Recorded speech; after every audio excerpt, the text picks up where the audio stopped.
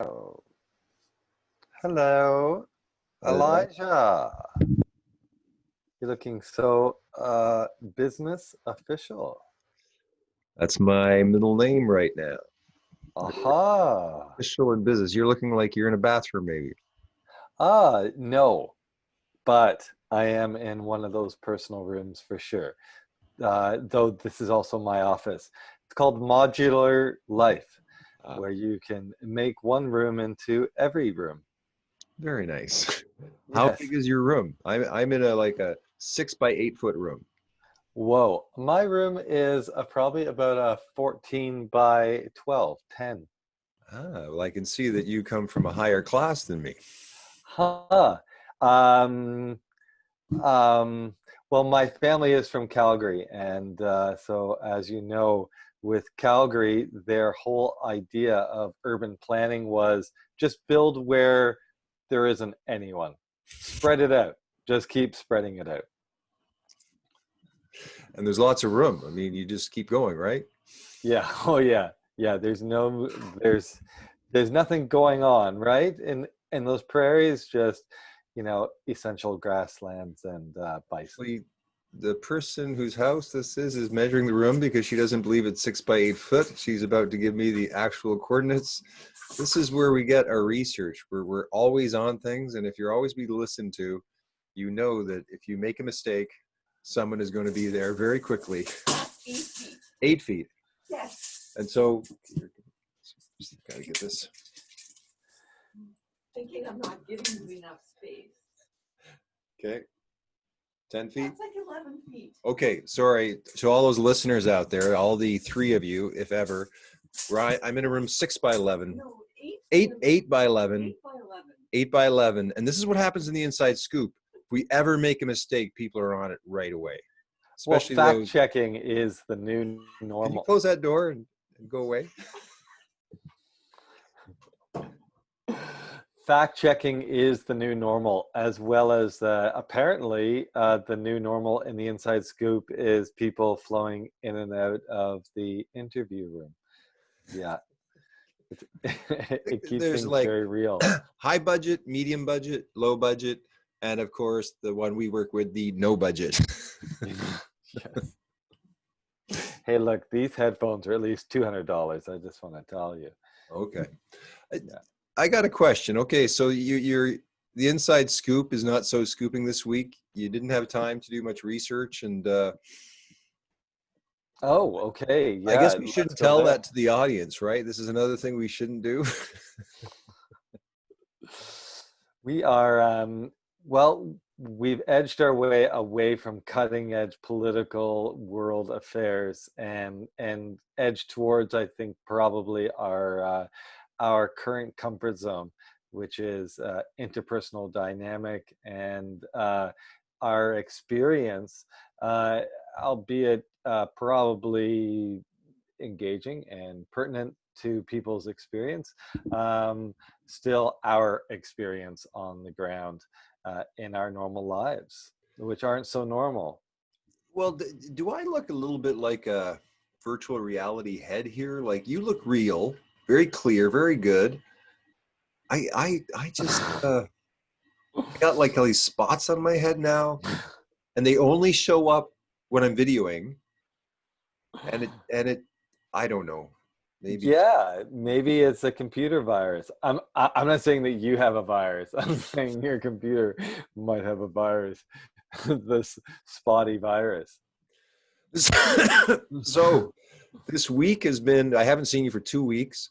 I went into my personal space, which of course didn't quite go personal space, and I missed our show and my interactions with the other people I interact with. So it didn't Hmm. really work out. I didn't get my personal space. You didn't, so that you had created space through disengaging with your previous engagements.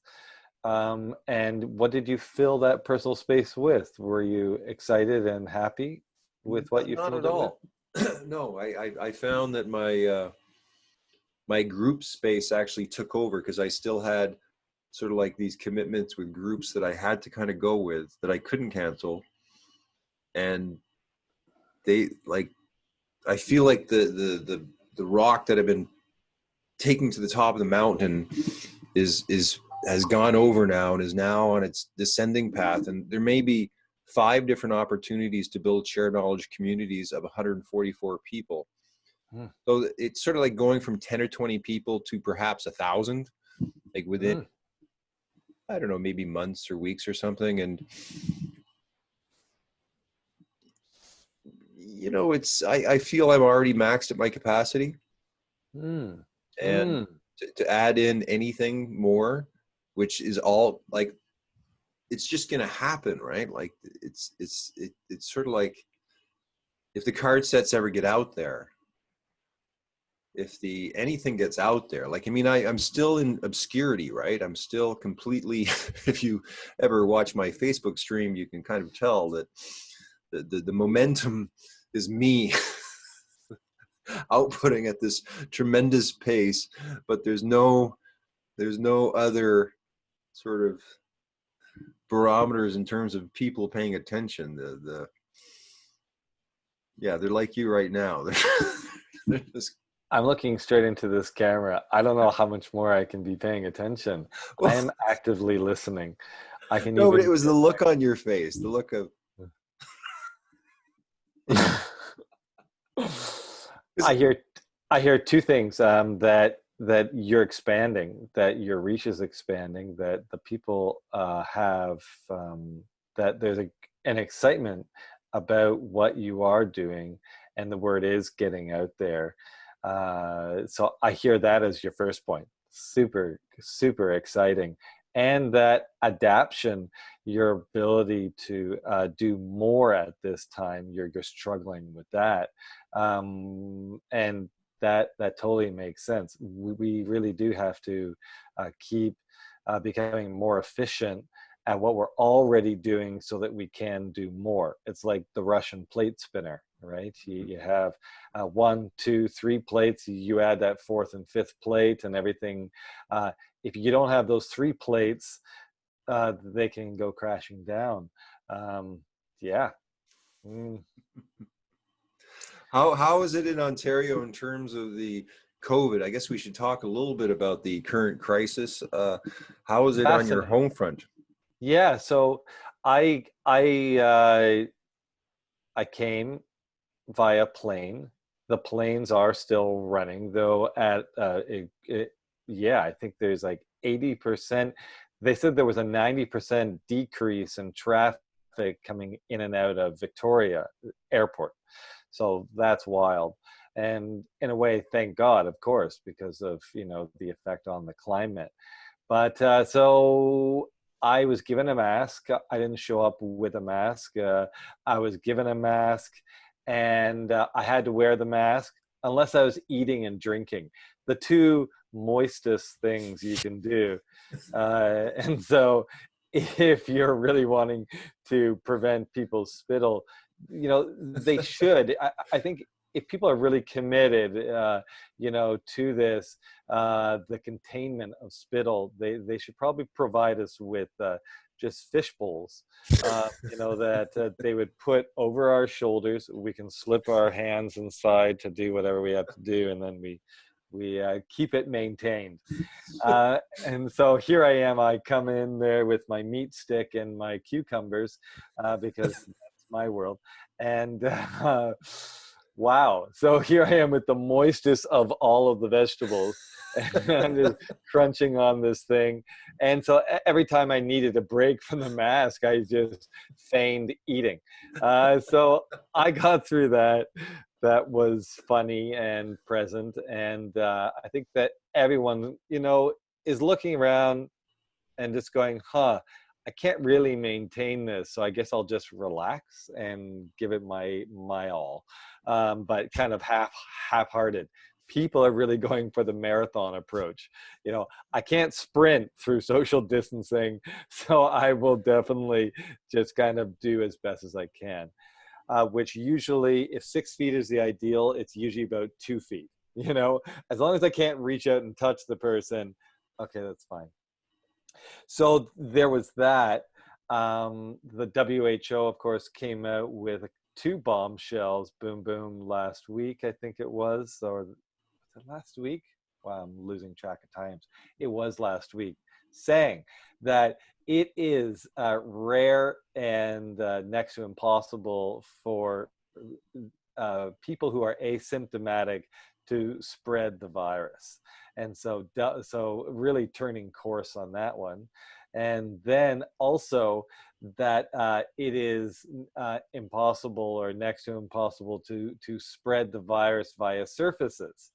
And so now they have that. And so the WHO, which really just instilled the fear of the virus into everyone, shut down the entire world, has now reduced their concern to, well, just don't let someone who is coughing actively cough in your face.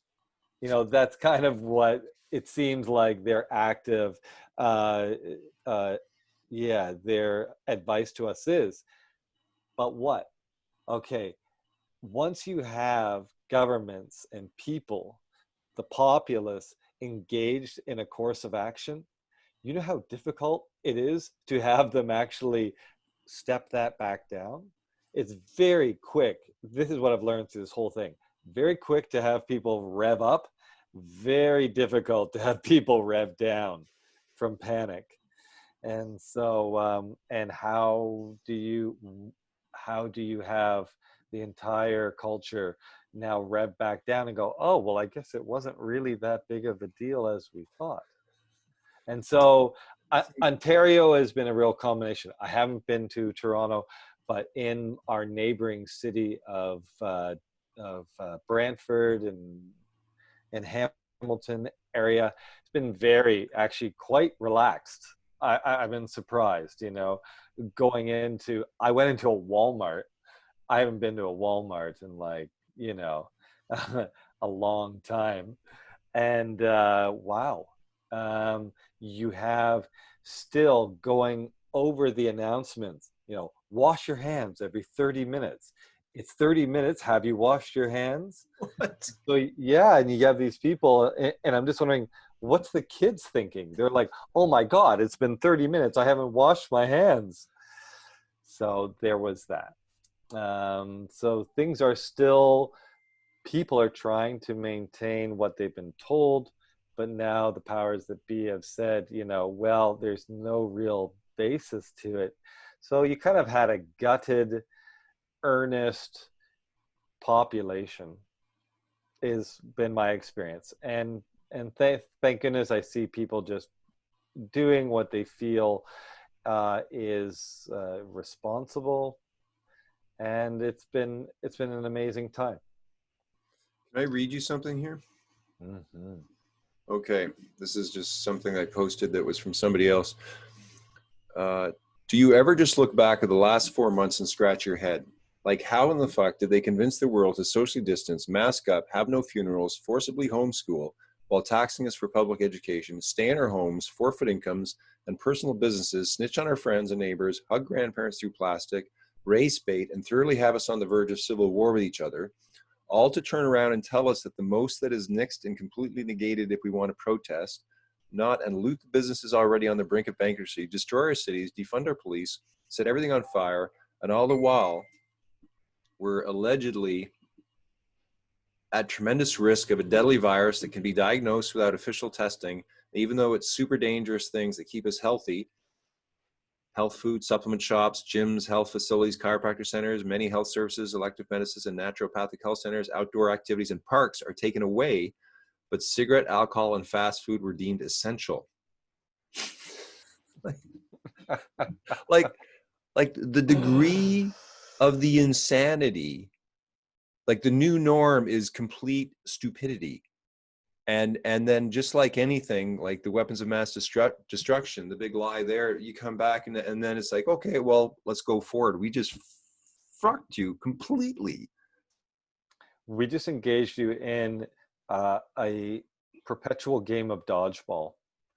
And in dodgeball, you can't really be thinking. You can't really be planning. You are engaged in the activity of dodging, and you're dodging a virus. You're dodging the wrong thing to do. You're dodging all of these situations that are so immediate. So what an amazing quote, because when you do step back, and that's what I've been doing, I've really stepped back from social media. I've been really trying to curate that where I only spend a certain amount of time in that world, because of the rolling, consistent,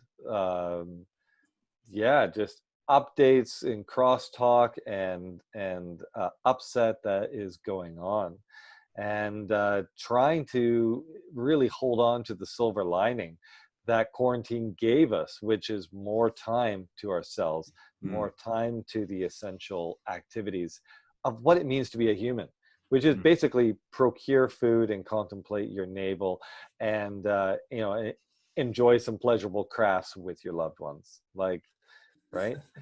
Can you imagine, like, if we go back 30 years and you're looking at, how life was before the internet, before social media, and all that free time outside, all the time reading, all the time, with friends, face to face. I'd have maybe a couple phone calls a week. Be a friend. When we're going to meet. That's it.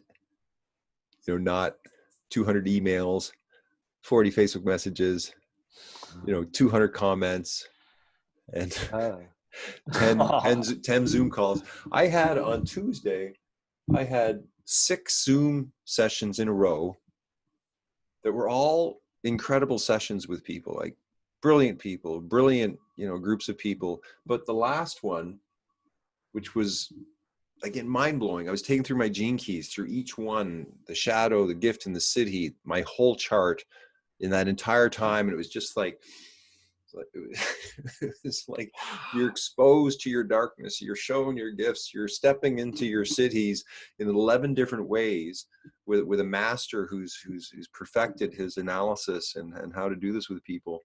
But this is after 5 1-hour sessions with people in Zoom, and I'm in it. I'm just fried. I'm doing it, but I'm only doing it because the value of the experience is so high. But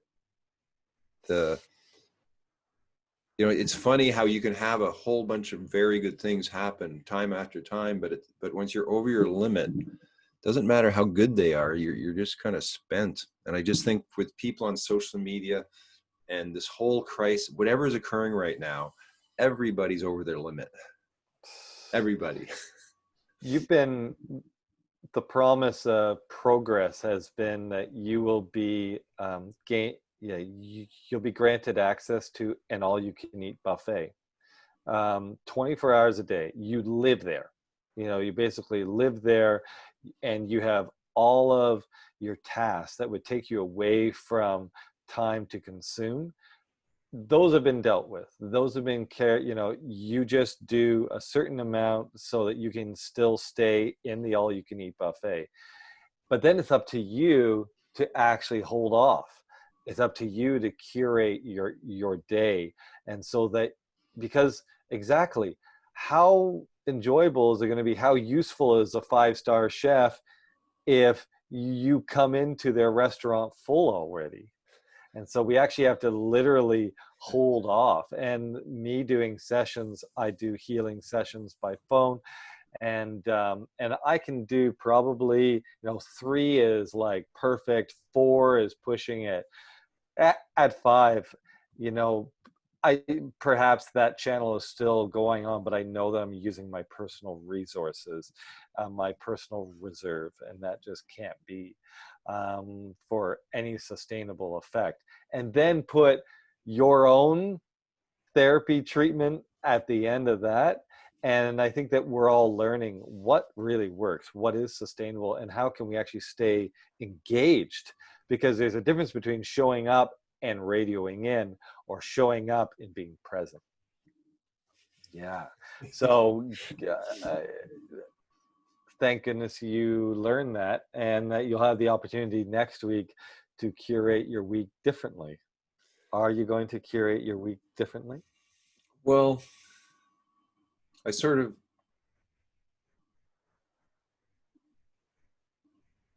don't know. It's like there's a, your dream comes true.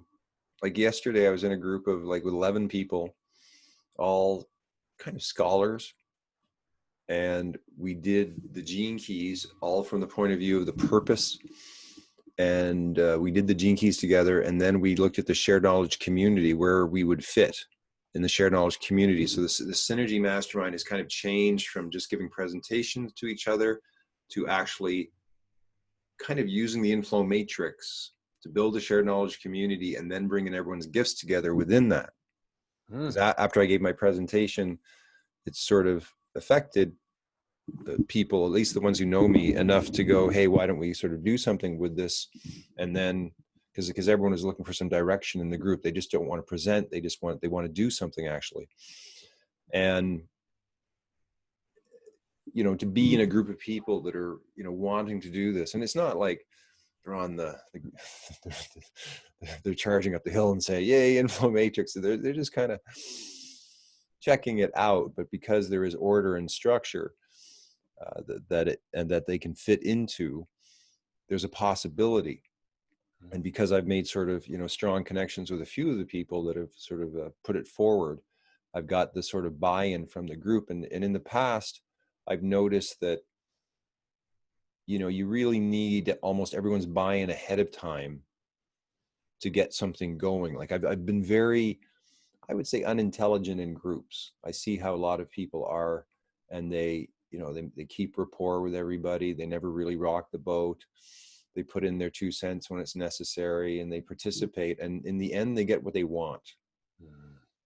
But a lot of times in groups, if you're kind of frustrated with the group at the beginning, and you think it's going to end badly anyway, and you're waiting for them to screw you, it doesn't build up to that point where you and that group are going to do well, right? And especially since I have a sort of team building system that needs other people, I haven't really sort of had much success. And I've been carrying those shadow elements with me a lot, and basically coming from my shadow up until, let's say, a few months ago or a few weeks or something.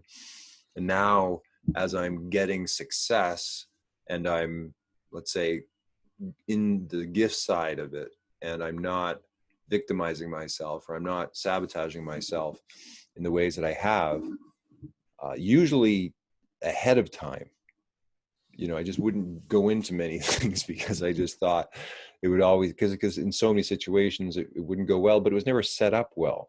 Like it was never like, it's activists on the front line. They don't necessarily want to develop a global infrastructure immediately to save the world. They're looking at where do we get some food and who's getting wood for the fire. And they don't necessarily want to instill a new thinking system in their mind. So I'm finding I'm dealing with leaders who have organizations, who have real problems, who need solutions, and they need tools. And if you're providing information that suits that context, they're going to pay attention to you.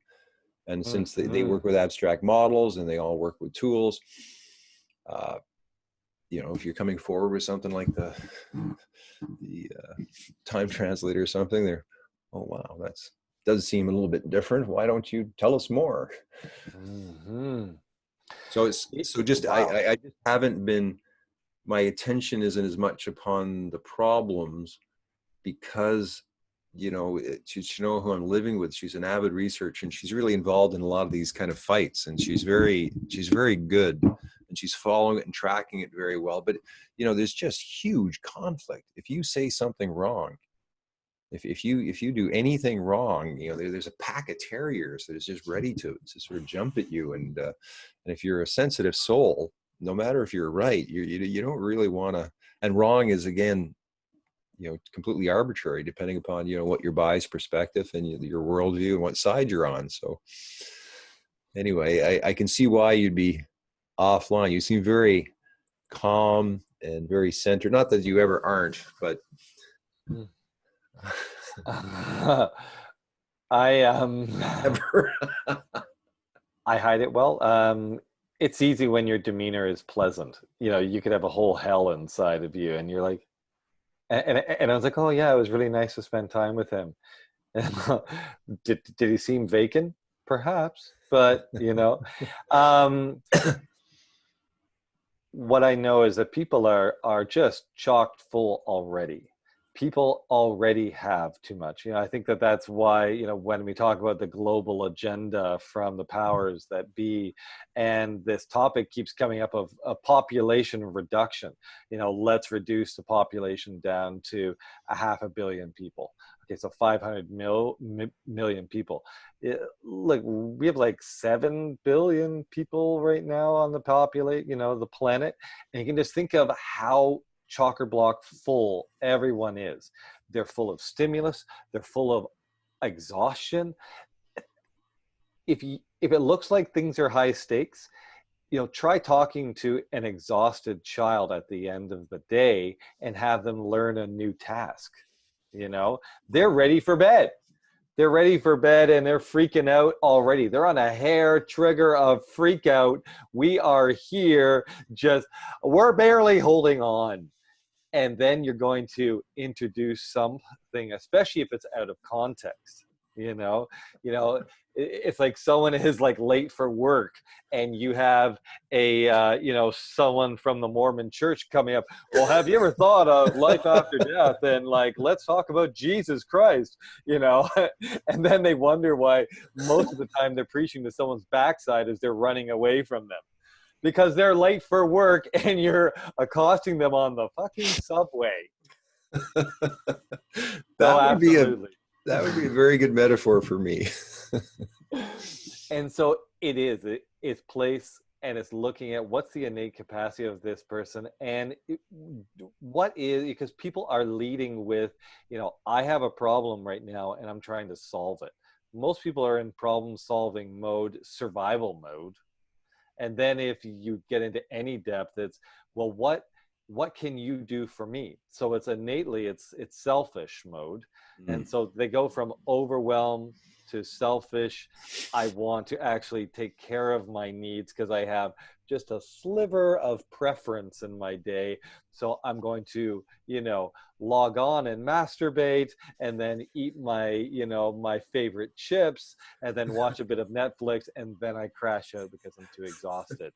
But I did brush my teeth, because I was told to brush my teeth for my whole life. So at least that stuck. So that's kind of the level of capacity that we're talking about. Well, and then when you do leave, you got to wait in line to go to some big store. You can't come within 6 feet of somebody. It's like it couldn't get any worse for humans. It really, Harvard just released this this suggestion based on a study that, if you are lovers, you should make love with a mask. I saw that. You saw that? So I, we're talking about, like, even monogamous people. We're not talking about the slutty people who are sleeping around.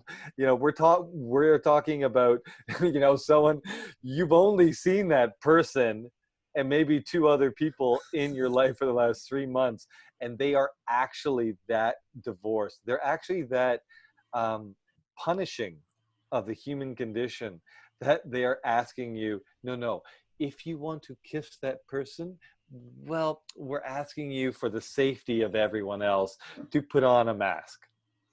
And so we're going to have people holed up in their bubbles, kissing each other with a mask. And that's, and this is supposedly, the ivory tower of the Ivy League, giving us their scholarly advice. So there's a lot of things that are crumbling. And again, within that very limited capacity. So what have I done is really return back to and exploring how simple you can make something while still having profound results. And so just having a breath practice that has 3 stages: inhalation, hold for a moment, and exhalation. And with the inhalation, you intend on breathing in the goodness, even if it's not God or whatever, if that's not your ball of wax, just inhaling that goodness, that creative force, holding with that prayer and intention, and exhaling with, well, I hope it works out, and I'm just sending it out into the universe, that release, let it be so. And so just that, and because I'm working with my parents and I'm doing this meditation with them, um, they're of retirement age now. And so to not overwhelm them, to not give them something that they don't need, which is more details to try to fit in, but just to have something that they're already doing, adding intentionality to it and repetition. And that's the only factor that I feel like I could actually ask of people, is to Mm, be more consistent with intentional action that you're already doing. Make something you're already doing a ritual and do it more often mm, for 5-10 minutes at a time. mm. And that's what I feel is like when I feel into what people's capacity are. I think that's where people are at. Huh. Well, that's sage advice. I mean, I'm trying to organize everything that I've sort of created over the last 25 years. So I've been trying to bring all the maps in one place, and I've got online maybe 4 different places. Offline, I've got different places. I don't know about you, but I don't know if you have like file folders within file folders within file folders within file folders, but I tend to create a lot of stuff, and then I'm not sort of organizing it that well, even though I'm creating a file folder organizational system, but it's this multi-dimensional thing. So I've got all these different ways to do it. And to create, it's like having to really edit, you need like all your music, you need your pictures, you need your videos, you need all these different things set up in different places, and then you can make some magic, right? I just got a new laptop, just got a screen. I just got my editing program. So I'm about to dive back into editing, real editing. And I'm setting up the Very Secret Plan, the website. I've taken our show. I've listed all our things. We're one show on the website. I've got like 10 shows. I'm working on 10 shows at the same time. I'm working on, you know, a software system. I'm working on bringing the card sets out. I'm working on like 3 different groups. It could be 144 people. I've got 4 different trainings I'm doing. And again, this is just me saying the top level of, then I built these tetrahedrons. I'm like, and I don't even feel like I'm doing much. I always feel at the end of the day that I've been slacking, and it's like, I'm dealing with a level of complexity because I've spent so much time within this, but I still haven't organized my sort of everything together to truly have it working. Your And package. yeah, and so it's kind of like when I meet these new people and they go, well, you got a website, the most basic thing, you got a paper that can explain it. And I'm kind of, I've been working 25 years and I haven't created a website. I've been working 25 years and I don't have an actual paper that explains what I'm doing. That's the degree of my insanity. And it doesn't, like, I have, the gold is there. Like, you think, like, I've got the Mhm. gold, but it's this big castle and it's sort of like it's hidden in about 8 places. And, and all the pieces to build the real thing aren't there yet, together. And Lara's waiting in Duncan. She's got a team there. There's a building in Yorkton that's waiting for me. I've got people, Sunshine Coast, Calgary, Victoria, and I'm gearing up to a tour where I've been hoping to, take, again, like, have a weekend where I'd take 144 people through a process with 12 facilitators and create a shared knowledge community. That's my goal. And I pitched this to Miss Plum recently, who had absolutely no interest or belief in the possibility of it, to such a degree that of course I flipped. I got totally furious. and I'm saying that all these things to her, these things that are occurring, that are proof, that evidence that this is occurring, and it was meaningless to her, completely, utterly like she's in the middle of a breakup and she's on the warpath, and the only thing she's thinking about is how much she hates this guy, from what I can see. And so again, that capacity of interest, of of feeling that you have the answer for the species, and you know you have it, and yet the species is like that, again, that child who's angry and going to bed, and the humor is like last night I couldn't stop laughing. I just couldn't, because I was trying to go in the living room and be affectionate with Chinoa, and she's trying to get her stupid computer going, because I'm asking her to get these videos so I can edit for her, and all day she's just trying to get this thing that can't work, and she's just frustrated. I'm coming in to be affectionate. She goes, leave me alone, I got work to do. And you know, the irony of like working 10 hours on a computer doing something you hate, making no money, and saying this is the work you have to do, and you know, someone wants some loving affection, and to be loving affection, you're like, you know, I don't have time for that. that to me is what this whole world's about. You know, we've just completely lost touch because of this technology is driving us insane, trying to keep up with how to organize everything together.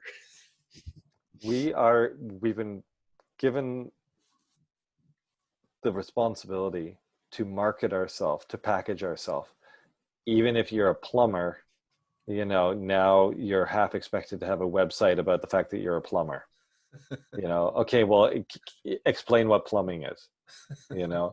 And so it's a ridiculous example, but I think that is something that everyone has this baseline now, and it's just one more of the obligations that we have to be a member of society. And you're right, people are full, and when they are full, they don't have the capacity to show up. But if we can get that package together, and I'm in the same boat, you know, I just spoke of, you know, my very simple procedure that I'm using with people.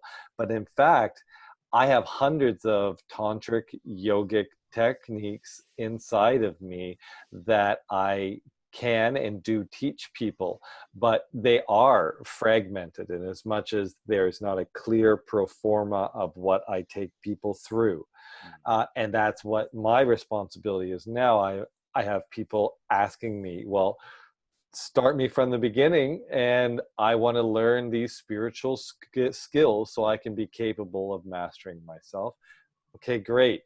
Well, now it is a very daunting task, and it's something that needs time. And I don't think it can be certainly assertively worked through, but it can't be done in less time than it needs to have.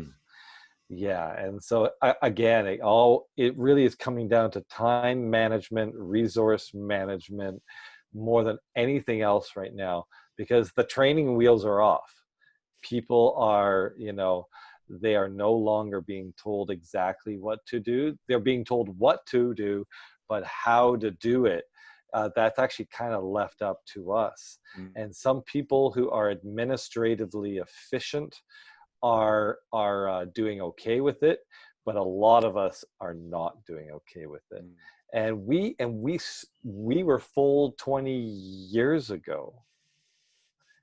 Never mind now.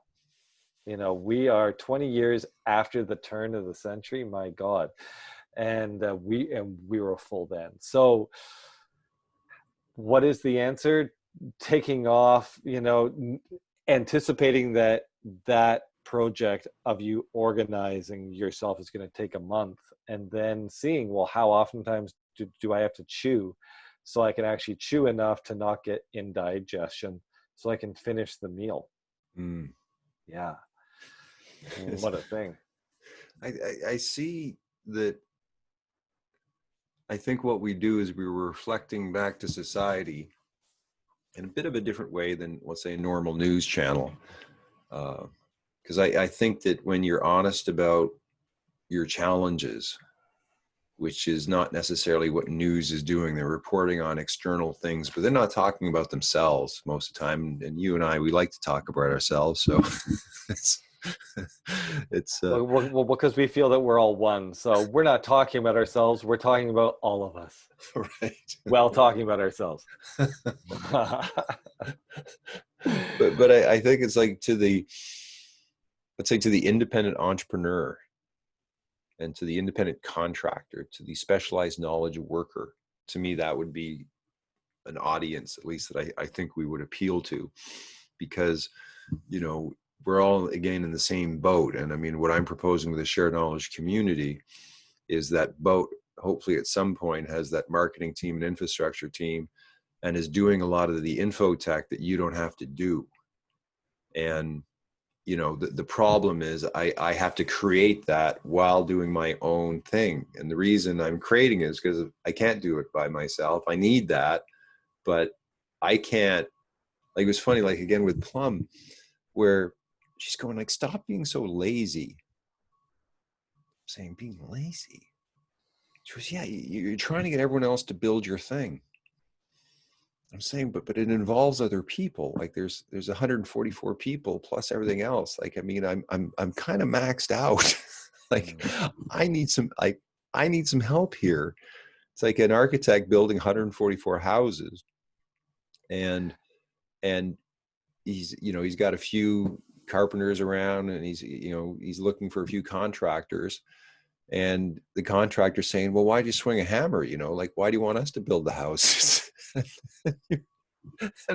it's like I reach a certain, I can't quite comprehend another person's assessment or interpretation of what I think I am putting forward to them about my situation, where and when it doesn't land in a sense where there's no logic to it anymore. And I realize that, again, their world is so different. It doesn't matter what information I give them, that they're not capable of understanding what I'm saying by the very reference of what they're giving back to me. And but on the other hand, the energy of the fury I feel is, in a sense, she's right, that I have to do it myself. Like I have to do nearly all of it by myself to get to the point where I can bring other people. So to get the website, because I'm missing my parts. I'm expecting to go to other people, and I still am missing those parts that are the simple onboard starting places for them to participate. So in fact, she's right. And she may not be right from the position of what she's saying to me, but she's right in the overall sort of intuitive notion of, you still got to do it. You're not ready to bring people on board.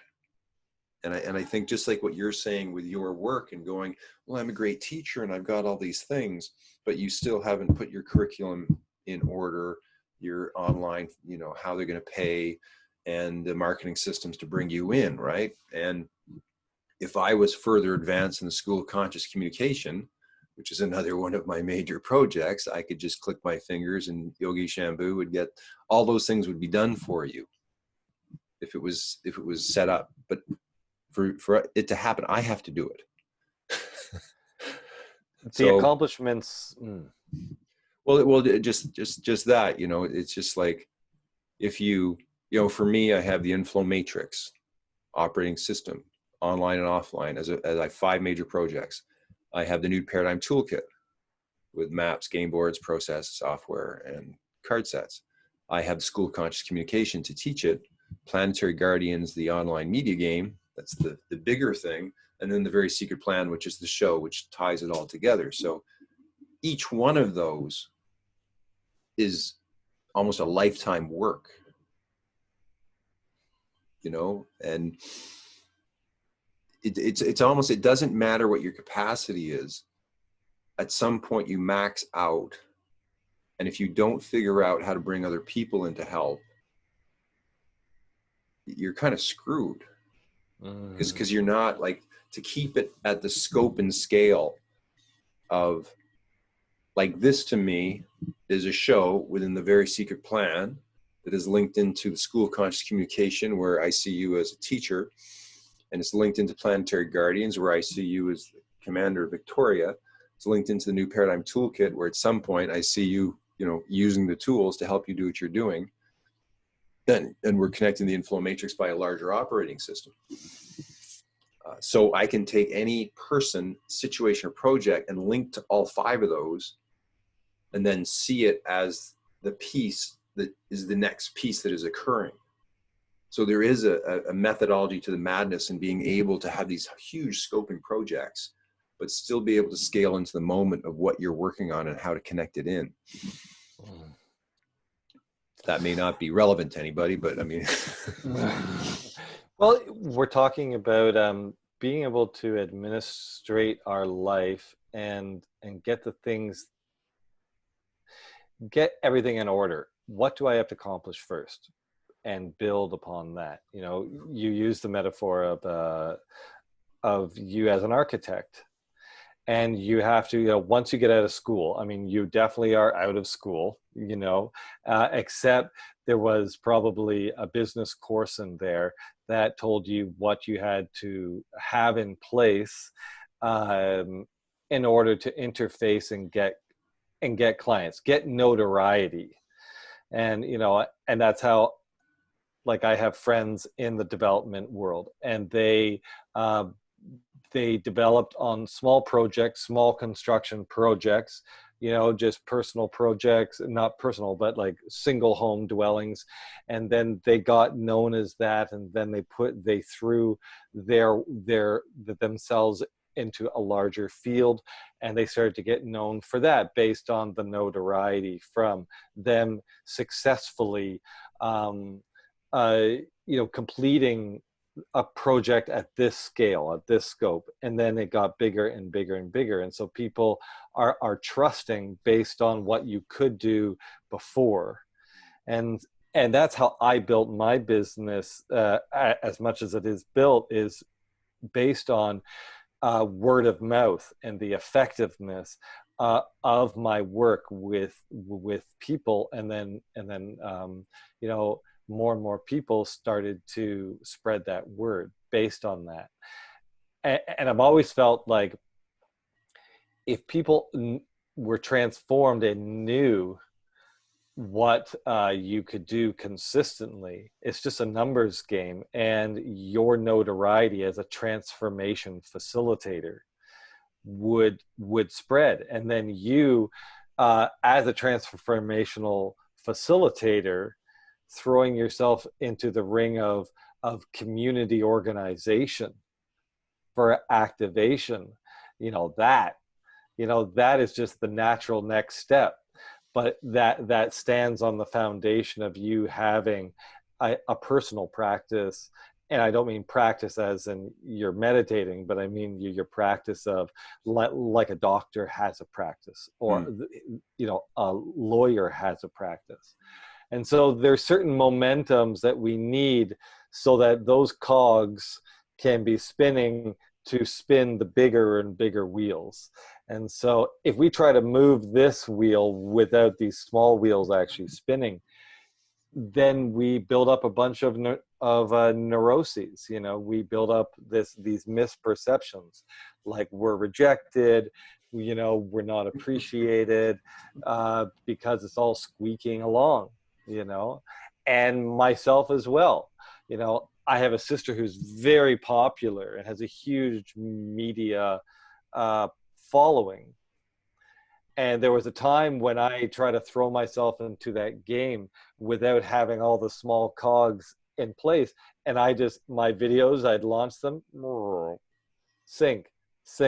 And then after a while, I misperceived the whole thing. I'm like, yeah, people aren't interested in my work. You see, I'm just not cut out for it. No, it's because I didn't do the things in order to make it easier. And so I see you now doing that.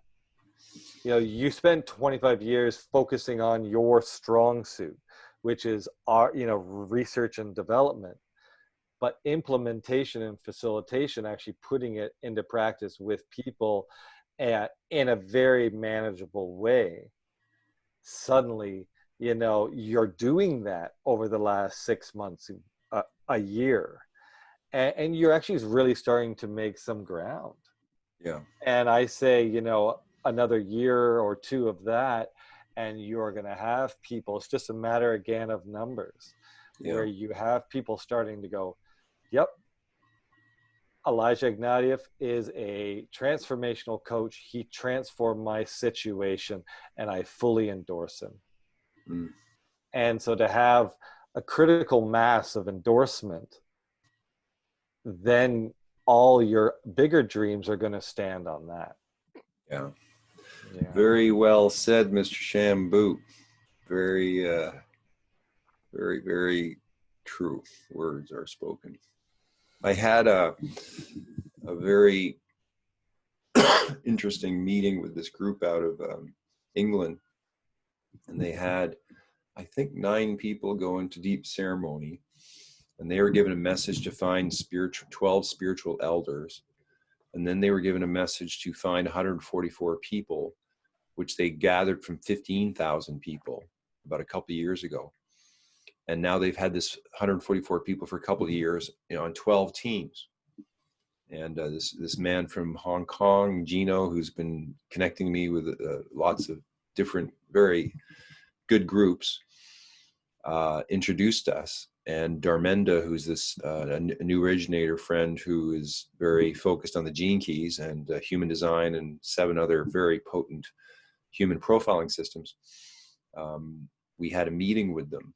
And I'm pitching the shared knowledge community, the inflow matrix. He's pitching the gene keys, and they're at a state where they're going, we want to learn how to collaborate better. The projects aren't going specifically where they kind of need to go right now. And so they need a bit of a switch of direction. And so here's 144 people, been together 2 years, just waiting to jump into something. And it's perfect, right? It's a perfect situation. And, again, this is just one of the sort of opportunities. Another one is a guy has 200 podcasts, Green Planet, Blue Planet. He's been interviewing new paradigm sort of pioneers for a few years. And he's looking, well, how do I take these people and perhaps put them together into something where, we can do something as a whole. And I'm pitching the shared knowledge community. And then there's this other Synergy Mastermind group, which I told you about, where we actually did the gene keys and looked at our positions. I used a pendulum, put everyone on it. So there's another shared knowledge community. And then there's the Earth Manifesto that is launching June 27th to 21st. And within it, the inflow matrix is in the background to create a shared knowledge community and some methodology. Those are 4 potentials that are very good potentials that, again, it's okay. How am I gonna keep up to this if they all go, or and it's a step at a time.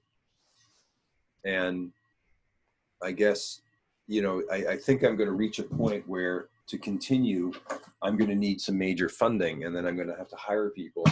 And it can only happen if these other people are wanting me to go ahead with whatever it is, because they're going to want it. And then I'm going to say, well, guess what? I ran out of time, or, I need assistance, or I need this. And the only way forward is with some good funding.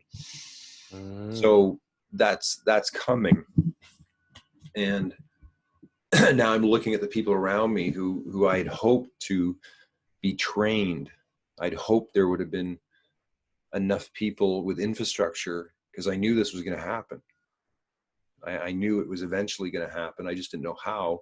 And then again, this COVID crisis, and then, giving me the time where I stopped going to college, I stopped everything. And I just started focusing on my work, because I find that I spend a lot of time working with other people or talking to other people, always again trying to get their buy-in to this idea, but just like you said, not doing the small cogs on the wheel, and not putting in the basics that are there, that all I have to do is do it, and I can do it in my sleep. Like just right now, I'm going through the Very Secret Plan and YouTube and taking all the videos and reorganizing them nicely into this Very Secret Plan website. And I think, within a week or 2, I'm going to have something I can show you guys and go, this is what I'm talking about. Because like this, right, I'm doing this with you, but I'm doing this with Plum, and I'm doing this with like about 10 others. And for you, this might be, okay, I'm doing my stuff and I have 1 show, but I've got 10 shows and my stuff. How you do that and still get what you need to get done personally. They say in an airplane, right? what's the first thing you learn when you get into an airplane? When the mask drops down, put it on your own face before helping other people, uh, because you don't want to run out of air, because you're no help to anyone at that point. And so, yeah, I'm so excited, because I know that your system does work. I know that it does function. And, but what is needed is those bite-sized portions where people can be introduced to something without feeling like they're signing into either a cult or an army. You know, you can't sell people on an army if they don't even know what country they're fighting for. Um, and so it is the slow indoctrination. It's called the boiled frog. You know, if you throw people into boiling water, they're going to jump out. But if you slowly turn up the heat and give them a lovely bath, then eventually they'll be cooked and they won't even know it. No, there's always the decision ultimately to buy in. So I'm super pumped about that, and I pray for your prioritization so that you can prioritize. And but that's probably going to mean saying no to certain things. And it's like, well, but I worked myself up to this level now of functioning. You know, well, but is that a bit of a cul-de-sac? And it wouldn't be a cul-de-sac if you actually had less things to do, but it becomes a cul-de-sac. You can't move forward with all of these things. Say all 10 of these shows. You may not be able to do all 10 and still move forward with what you have to do to, you know, what is your number one? You know, I'm a transformational coach or facilitator, you know, and I have a system for that. If that's your core, you got to prioritize that core and drop some of the other things, even though, but those are my babies too. Well, not all of these babies are going to be able to be maintained at this time. You know, you got time to do that in the right time. But it does. Yeah, it comes down to what projects do I honor in order to be able to move forward. I had to do that.